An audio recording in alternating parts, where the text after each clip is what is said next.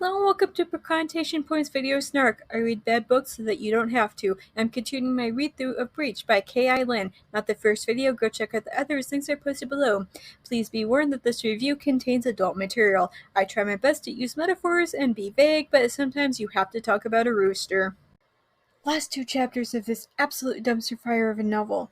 Let's do this. Chapter 24. The chapter opens with Delilah moping around while vague things happens around her. It's legit the only time that this book has openly reminded me that this is supposed to be a pulled-to-publish Twilight fanfic. Anyway, what happens next is insanely vague, but the impression that I'm getting from this is that Delilah probably tried to kill herself in some way. Since she was vaguely aware of Caroline, Drew, and Nathan being there, I'm guessing one of them found her, or maybe Caroline and Drew contacted Nathan when Delilah failed to show up to work and he let them into the apartment. The entire thing continues on for way too long with a little actual point. Like, we get it, she's in some sort of medical state and non-responsive. At some point, Delilah overhears a doctor talking about contacting her biological father about this, despite saying that the emergency contact info is more than a decade out of date. And it's not so much that the hospital is contacting her father if he's listed on some record somewhere. It's the fact that Delilah was removed by the state from the family when she was 17. Why are her foster parents not listed as her emergency contact or her lawyer? However, even just the thought of some unknown nurse contacting Delilah's father seems to snap her out of her non-responsive funk, and she starts screaming and becoming belligerent about the entire thing. A person that I guess is her psychologist comes over and starts trying to soothe her. However, Delilah fights against him and just keeps screaming. Tell me that you know nothing about psychiatry without telling me you know nothing about psychiatry. The nurses would have come running into the room and pumped her so full of drugs she wouldn't be able to think for the next 12 hours. Dr. Morganson continues to try and talk her down from this ledge of panic meets post-dump cry meets psychotic breakdown. He does eventually give her a sedative, but I feel like the time for that would have been when she first started screaming. And then, probably because the author herself has never been hospitalized like this, the doctor then tells her to go on a strictly regulated schedule like he's actually going to discharge her. What the hell is happening? Like, I'm not sure if Delilah actually did try to kill herself or not, but either way, I feel like this would be one of those mandatory 72-hour psych holds. And then he just discharges her.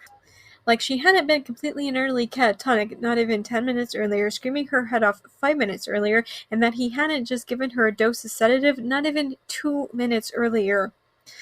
Tell me that you know nothing about psychiatry without telling me that you know nothing about psychiatry. However, as Delilah signs the release papers, she's surprised to find out that 3 days have passed, which is good that she was held, but at the same time, a sad, sad remark about our own country's failing mental health system.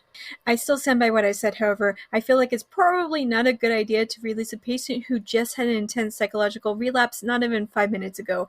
But again, America is the bad place. Delilah goes home where the drugs the doc gave her numb her emotions. She sleeps a lot, but the pain is still so real when she sees Nathan's car in his usual spot in the parking lot.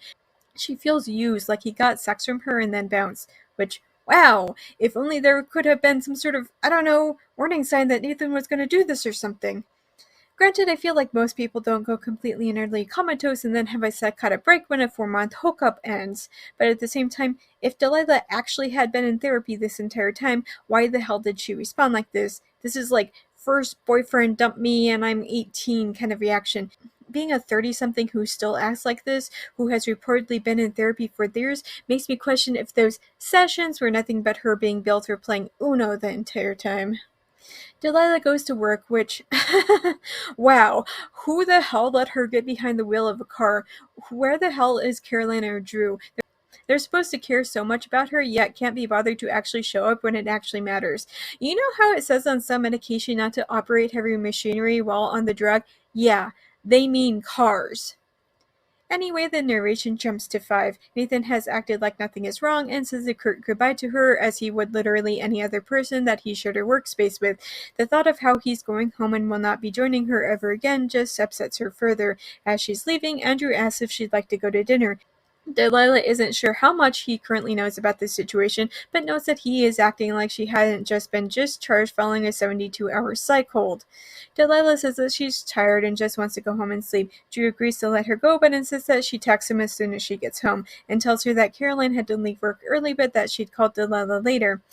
She goes home, but once there she has another wave of panic. She can't stand the thought of sleeping in her bed since it would still smell like him, and she doesn't have the emotional energy to change the sheets. So she grabs some blankets, a pillow, and falls asleep watching some mindless horror movie. Chapter 25.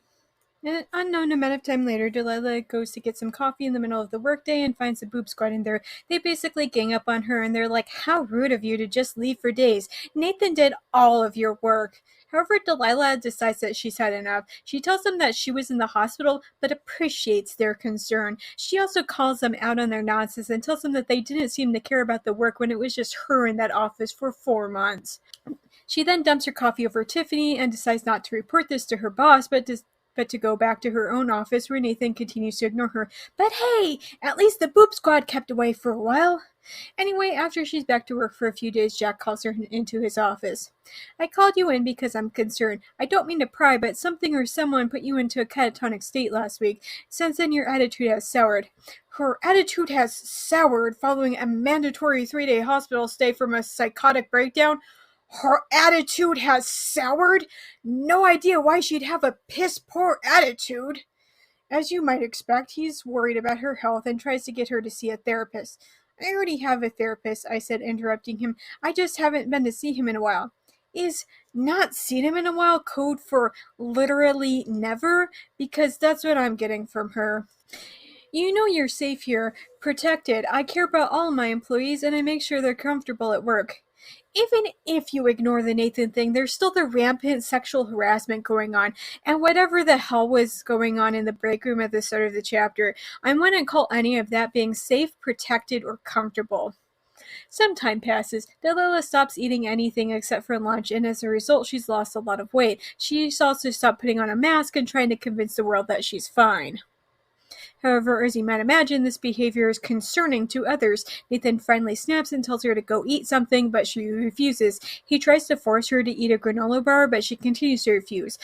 Although at this point, I think that it's more about the principle of the thing rather than her actual hunger. If he cares so much about her, he wouldn't have raped her and then left her like that. Finally, for the first time in the entire book, Delilah actually goes to a therapy session. I would like to remind everybody that this is literally the last chapter. The doc makes her tell him about her relationship with Nathan, and she finally admits that she knew that this relationship was no good, but that she continued with it anyway. "Nothing. I was nothing. Just as they'd always said I was. I would never amount to anything. Yep, there I was. Shell of a human being because I fell in love." It's not so much that she fell in love. She fell in love with a man that she knew was going to hurt her emotionally sooner or later. She knew it and she let herself get attached. Love isn't the problem. It's Delilah's intimacy and attachment issues.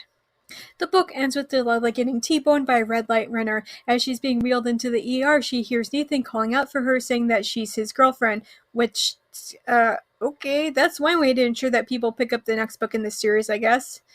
So, final thoughts time. The word dumpster fire comes to mind. Literally, not even a romance novel. Like, if a guy tried literally any one of these things, I just flat out quit my job then and there and probably move to another state. Because holy guacamole, literally none of what Nathan did was okay. And I'm not saying that Delilah's behavior was alright either. Literally nobody in this book was a winner. Absolutely nobody. Caroline only showed up whenever the plot started to drag. Drew was the creepy axe who couldn't let things go. Jack apparently did nothing about the rampant woman-on-man sexual harassment going on in his firm. The treatment of mental health in this book was so goddamn cringe-inducing. Not just about Delilah's breakdown, but even just the way that Delilah lived her life in general. The way that Nathan acted. They both kept insisting that they had a therapist, yet it was painfully obvious that neither of them were actually working towards becoming better people. And as the theme of this book went, why do you need therapy when you could just physically abuse your romantic partner in bed? Normally, I'm really good at understanding that the words of the author are works of fiction and don't necessarily reflect their personal views. Do I think Thomas Harris and Jeff Lindsay are serial killers? No. But when I read works like Breach, it makes me question the mental state of the people who wrote it. What's even more worrying are all of the 5-star reviews on books like this that gush over how romantic that it is. Girl, do you think being violently raped is romantic? I'm normally also a big supporter of you can read whatever you like, it's just fiction. However, it's things like this that practically groom women that not only are relationships like this wanted, but also normal. It almost makes me wonder just how many women pick up books like Breach and convince themselves that the man who gets so drunk that he beats her senseless isn't so bad. Anyway, the other 3 books in this series will be posted to my Patreon. Access to the bonus starts at just $1 a month, but you'll get access to so much more than just Infraction, Reciprocity, and Breached. Wait, why is the 4th book literally just the past tense of the 1st book? Whatever. Really looking forward to the rest of the series. Not! Anyway, I've just about had it with terrible pull-to-publish Twilight fanfic romances, so up next is what promises to be a questionable young adult thing. Up next is Fury by Elizabeth Miles. Thanks for listening to my book Snark on YouTube. New videos are up every Monday, but stick around because I sometimes drop random videos on other days too. Just as a reminder, even if you can't financially support me, there are other ways to support me. The first is watching this video as well as all of my other videos. It's also important to like and subscribe. Finally, you can share this video with all of your friends so that they can help as well. If you're already caught up with all of my videos, you can go to Tumblr for my main book Snarks, always free and updated every morning. And if you've already read all of my main snarks, then you can find even more snark on my Patreon. You can access it for $1 a month. Plus, you also get early access to my main Tumblr snark. Special thanks to Dawn, Phoebe, and Nikki for supporting me on Patreon already. If you want to hear your name in my video next week, either support me on Patreon or make a one-time donation. Do you like my snarks so much that you want me to snark your writing? I do that too. For just $3 per chapter, I will tell you how awful that your writing is. But not to worry if you feel like you couldn't take the criticism. I also offer regular book editing as well. $3 for every 5,000 words. You can contact me on any of my social media platforms if you have further questions. If you want to read some of the things that I've written, you can purchase my works on Amazon. I have a slew of erotic short stories and now 2 full-length novels. I also sometimes run flash sales on my stories, and if you don't follow me on any social media, you might want to do so just so you can know when I might be offering more things for free. Links for everything will be posted below. See you next week, guys.